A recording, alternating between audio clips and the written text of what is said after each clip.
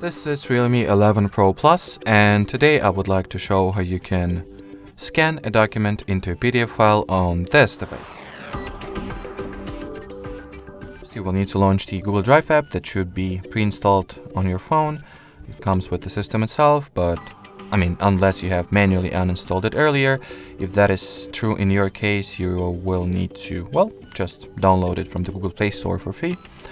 For some mysterious reason, the phone acts as if I do not have Google account, even though I do, which is a pretty bummer thing to have, but what can you do? So anyway, once I've relaunched it, everything is fine. Anyway, launch the Google Drive app, tap on this plus icon, then scan, allow it to have the camera access, and then take a photo of your document.